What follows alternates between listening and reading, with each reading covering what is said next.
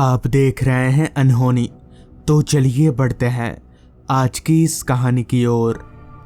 Room से भागम भाग मचाकर मैं जब बस स्टैंड पहुंचा तो मेरे हाथ सिर्फ और सिर्फ निराशा ही लगी, क्योंकि बस स्टैंड पहुंचकर मुझे पता चला कि आज सारी बसें स्ट्राइक पर हैं। अब मैं गांव कैसे पहुंचूं, यही सवाल मेरे जहन में इधर से उधर घूमे जा रहा था। तब रात के 8 बज रहे थे।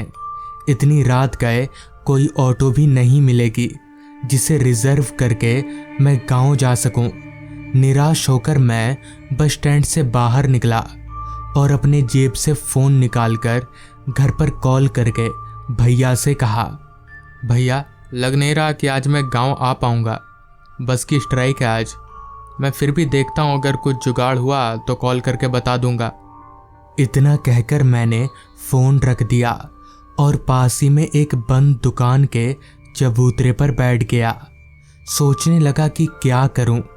अभी मैं कोई रास्ता ढूंढ ही रहा था कि तभी बाईं ओर से एक माल ढोने वाली टेम्पो ठीक मेरे पास आकर रुकी और टेम्पो के अंदर से आवाज़ आई, अरे सुमित, तू यहाँ पर क्यों बैठा है ऐसे? मैंने उस आवाज़ की ओर टेम्पो के ड्राइविंग सीट की तरफ देखा तो वो सलीम काका थे। सलीम काका मेरे गांव के बगल वाले गांव में रहते हैं और अपनी इस टेम्पो में माल ढोने का काम करते हैं। मैंने सलीम काका को अपनी सारी दुविधा बताई। सारी कथा सुन सलीम काका बोले, मैं यहाँ माल लेकर आया था, अब घर जा रहा हूँ। चल, तुझे जितना दूर हो पाएगा छोड़ दूंगा।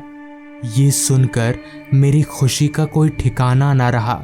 मैं तुरंत सलीम काका की टेम्पो में सवार हो गया और हम लोग गांव की तरफ आगे बढ़ने लगे। तब रात के यहीं कोई 8:30 बज रहे होंगे। रास्ते पर हमारी टेम्पो के अलावा और कोई गाड़ी नज़र नहीं आ रही थी। ऊपर से दिसंबर का महीना होने की वजह से ठंड भी काफ़ी थी। रास्ते पर कोहरा ही कोहरा था, जिसके बीच गाड़ी चलाने में बेशक सलीम काका को तकलीफ हो रही होगी। इसी बीच मुझे याद आया कि घर पर फ़ोन कर देना चाहिए। ये सोचकर मैंने मोबाइल निकाला, मगर पता नहीं तभी मुझे क्या सूझा। मैंने सोचा घर पर सबको ना बताकर सरप्राइज़ दूंगा और मैंने मोबाइल को वापस अपनी जेब में डाल लिया। शहर से मेरा गांव तकरीबन 60 से 70 किलोमीटर होगा। समय की बात करें तो 1.5-2 घंटे लग ही जाएंगे पहुंचने में। ऊपर से टेम्पो जिस रफ्तार से चल रही थी, उससे तो ऐसा लग रहा था कि वक्त और भी ज़्यादा लग सकता है। इसी दौरान मेरी नज़र गुमसुम से गाड़ी चला रहे सलीम काका पर गई। उनका चेहरा उतरा हुआ था, जैसे वो किसी बात को लेकर दुखी हों, जिस पर मैंने काका से कहा, क्या बात है काका, सब ठीक है ना? काका ने ऐसी प्रतिक्रिया दी जैसे उनका ध्यान टूटा हो और फिर बोले, नहीं कुछ नहीं हुआ, बस घर परिवार की थोड़ी चिंता है, पता नहीं सब कैसे होगा। काका की बातों में एक अजीब सा दर्द था। खैर, लगभग 2 घंटा जैसा सफ़र तय करने के बाद टेम्पो अब मेरी मंजिल के थोड़ा नज़दीक पहुंच चुकी थी। रात भी काफ़ी हो चुकी थी।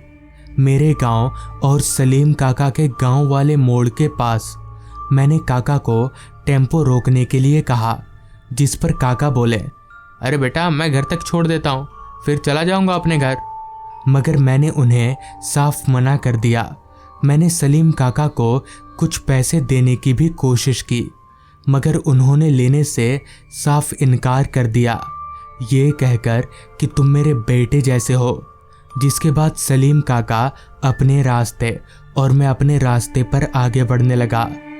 उस मोड़ पर से मेरा गांव यहीं कोई 2-4 किलोमीटर की दूरी पर होगा। चूँकि वो एक गांव का रास्ता था तो जाहिर सी बात है इतनी रात के रास्ते पर कोई नहीं होगा। मैं अकेला ही धुन में आगे बढ़े जा रहा था। रात हर पल और भी ज़्यादा गहरी और गहरी होती जा रही थी। उस जंगल से घिरे रास्ते पर सांपों का डर मुझे बचपन से था। एक बार तो बचपन में मैं सांप के ऊपर चढ़ते चढ़ते बचा था। खैर, मैं आगे बढ़ता रहा। मोबाइल की फ्लैशलाइट ही उस रास्ते पर रोशनी का एकमात्र जरिया थी। बाकी ना तो कोई स्ट्रीट लाइट थी और ना ही घने लंबे पेड़ों के कारण चांद की रोशनी सही से जमीन पर पहुंच पा रही थी। अभी मैं आगे बढ़ ही रहा था कि तभी रास्ते के दाईं ओर सामने वाली झाड़ियों में मुझे कुछ हलचल महसूस हुई। मैं ठिठक कर अपनी जगह पर रुक गया। शीत की एक ठंडी लहर मेरे पूरे जिस्म में दौड़ गई। माँ ने फ़ोन पर बताया था कि आजकल गांव में शियारों का बड़ा आतंक है। मैं कुछ देर अपनी जगह पर ही रुका रहा, मगर जब वो हलचल बंद हो गई तो मैं जल्दी से वहां से आगे बढ़ गया और तेजी से कदम चलाकर गांव की तरफ जाने लगा। अभी मैं उस जगह से थोड़ा आगे बढ़ा ही था कि तभी सामने रास्ते के एक किनारे पर मुझे कोई लड़की खड़ी नजर आई। मुझे काफ़ी हैरानी हुई कि आखिर इतनी रात गए ये लड़की इस सुनसान रास्ते पर क्या कर रही है। खैर, चूंकि वो लड़की आगे की तरफ मुंह करके खड़ी थी, इसलिए मुझे उसका चेहरा दिख नहीं रहा था। लिहाजा मैं चलते हुए उस लड़की के पास गया तो पता चला कि वो लड़की नीलू है। नीलू हमारे गांव में रहने वाले सुमेसर चाचा की लड़की। तभी मैंने नीलू से कहा, अरे नीलू, तू यहाँ पर क्या कर रही है? मगर नीलू कुछ नहीं बोली और उसी तरह से एक टकटकी बांधे सामने की तरफ देखती रही। मैंने दोबारा कहा, अरे क्या हुआ, घर वालों ने निकाल दिया क्या? मगर इस पर भी नीलू की तरफ से कोई प्रतिक्रिया नहीं आई। मगर तभी नीलू ने चलना शुरू कर दिया। मगर ये क्या, वो रास्ते पर ना चलकर रास्ते के नीचे जंगलों की ओर जाने लगी। मुझे कुछ अजीब लगा, लिहाजा मैं भी उसके पीछे पीछे जाने लगा। मैं नीलू को आवाज़ दिए जा रहा था, मगर वो रुकने का नाम ही नहीं ले रही थी। इस घने जंगल में आखिर नीलू कहाँ जा रही है? मैं उसे छोड़कर जा भी नहीं सकता। अगर उसे कुछ हो गया तो क्या होगा?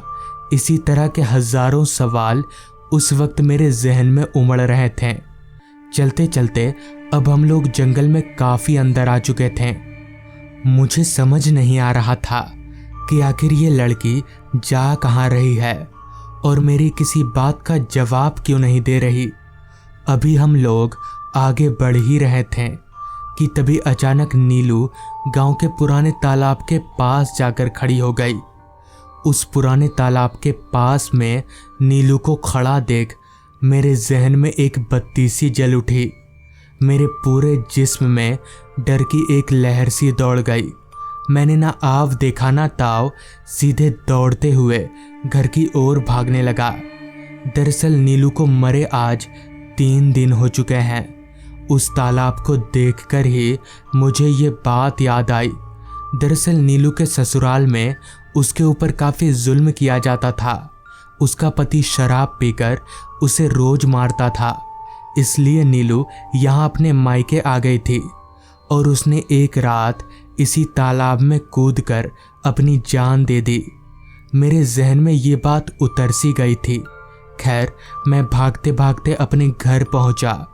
घर पर मैंने सबको यह बात बताई तो सब लोग काफ़ी डर गए और माँ ने कहा, तुझे एक बार फ़ोन कर देना चाहिए था कि मैं आ रहा हूँ, तेरा भाई तुझे लेने आ जाता। पर बेटा तू आया कैसे? बस तो बंद थी। इस पर मैंने कहा, मैं वो सलीम काका है ना बगल वाले गांव के, मैं उनकी टेम्पो में आया। इस पर मेरे भाई ने मुझे एक बार घूरते हुए कहा, क्या सलीम काका? पर यह कैसे हो सकता है? वो तो 5 दिन पहले ही मर चुके हैं। उनकी टेम्पो का एक्सीडेंट हो गया था हाईवे पर। तो दोस्तों, ये थी आज की कहानी। अगर आपको ये कहानी पसंद आई हो तो चैनल को ज़रूर सब्सक्राइब कर लें। तो मैं आपका दोस्त आर्यन जल्द ही मिलूँगा आपसे ऐसी ही एक कहानी के साथ।